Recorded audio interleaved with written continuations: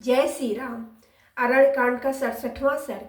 श्री राम और लक्ष्मण की पक्षीराज जटायु से भेंट और श्री राम का उन्हें गले से लगाकर रोना।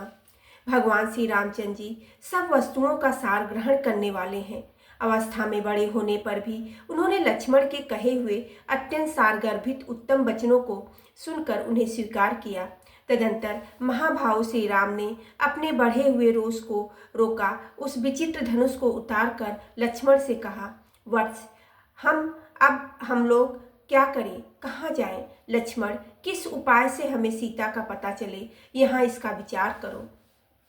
तब लक्ष्मण ने इस प्रकार संताप पीड़ित हुए श्री राम से कहा, भैया, आपको इस जनस्थान में ही सीता की खोज करनी चाहिए। नाना प्रकार के वृक्ष और लताओं से युक्त यह सघन वन अनेक राक्षसों से भरा हुआ है।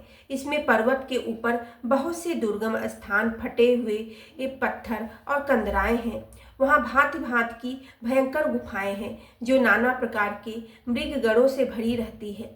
यहाँ के पर्वत पर किन्नरों के आवास स्थान और गंधर्वों के भवन भी हैं। मेरे साथ चलकर आप उन सभी स्थानों में एकाग्रचित्त हो सीता की खोज करें। जैसे पर्वत वायु के वेग से कंपित नहीं होते हैं, उसी प्रकार आप जैसे बुद्धिमान महात्मा नरश्रेष्ठ आपत्तियों में विचलित नहीं होते हैं। उनके ऐसा कहने पर लक्ष्मण सहित श्री रामचंद्र जी रोषपूर्वक अपने धनुष पर छूर नामक भयंकर बाण चढ़ाए वहां सारे वन में विचरण करने लगे। थोड़े ही दूर आगे जाने पर उन्हें पर्वत शिखर के समान विशाल शरीर वाले पक्षीराज महाभाग जटायु दिखाई पड़े, जो खून से लथपथ हो पृथ्वी पर पड़े थे। पर्वत शिखर के समान प्रतीत होने वाले उन गृहराज को देखकर श्री राम लक्ष्मण से बोले, लक्ष्मण, यह गृध्र के रूप में अवस्थ ही कोई राक्षस जान पड़ता है, जो इस वन में घूमता रहता है। निसंदेह इसी ने विदेह राजकुमारी सीता को खा लिया होगा। विशाल लोचना सीता को खाकर यह यहाँ सुखपूर्वक बैठा हुआ है। मैं प्रज्वलित अग्रभाग वाले तथा सीधे जाने वाले अपने भयंकर बाणों से इसका वध करूंगा। ऐसा कहकर क्रोध में भरे हुए श्री राम धनुष पर बाण चढ़ाए समुद्र पर्यंत पृथ्वी को कंपित करते हुए उसे देखने के लिए आगे बढ़े।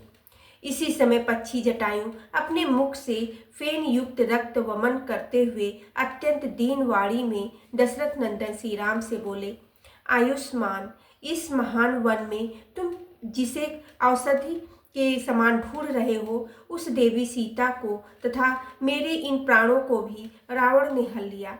रघुनंदन, तुम्हारे और लक्ष्मण के न रहने पर महाबली रावण आया और देवी सीता को हर कर ले जाने लगा।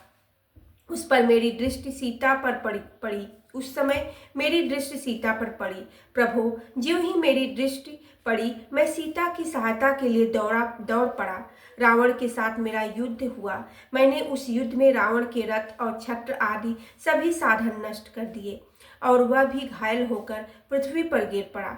श्री राम, यह रहा उसका टूटा हुआ धनुष, ये है उसके खंडित हुए बाण और ये है उसका युद्धोपयोगी रथ जो युद्ध में मेरे द्वारा तोड़ा गया है।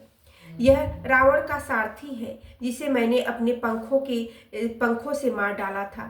जब मैं युद्ध करते करते थक गया, तब रावण ने तलवार से मेरे दोनों पंख काट डाले और वह विदेह कुमारी सीता को लेकर आकाश में उड़ गया।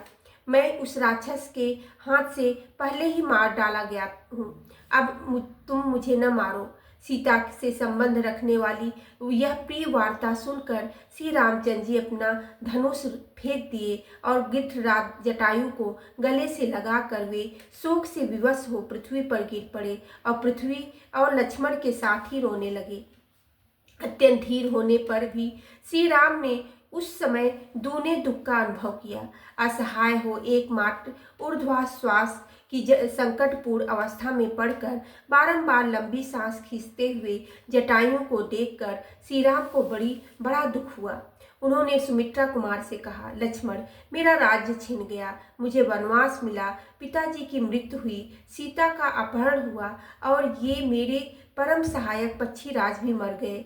ऐसा जो मेरा यह दुर्भाग्य है, यह तो अग्नि को भी जलाकर भस्म कर सकता है। यदि आज मैं भरे हुए महासागर को तैरने लगूं तो मेरे दुर्भाग्य की आंच से वह सरिताओं का स्वामी समुद्र भी निश्चय ही सूख जाएगा। इस चराचर जगत में मुझसे बढ़कर भाग्यहीन दूसरा कोई नहीं है। जिस अभाग्य के कारण मुझे इस विपत्ति के बड़े भारी जाल में फंसना पड़ा है, ये महाबली गृद्धराज जटायु मेरे पिताजी के मित्र थे, किंतु आज मेरे दुर्भाग्यवश मारे जाकर इस समय पृथ्वी पर पड़े हैं। इस प्रकार बहुत सी बातें कहकर लक्ष्मण सहित श्री रघुनाथ जी ने जटायु के शरीर पर हाथ फेरा और पिता के प्रति जैसा स्नेह होना चाहिए वैसा ही उनके प्रति प्रदर्शित किया। पंख कट जाने के कारण गृद्धराज जटायु लहलुहान हो रहे थे। उसी अवस्था में उन्हें गले से लगाकर श्री रघुनाथ जी ने पूछा, तात, मेरी प्राणों के समान प्रिया मिथिलेश कुमारी सीता कहाँ चली गई? इतनी ही बात मुँह से निकाल कर वे पृथ्वी पर गिर पड़े। बोलो सियावेरी रामचंद्र की जय, पवन सुत हेनु मान की जय।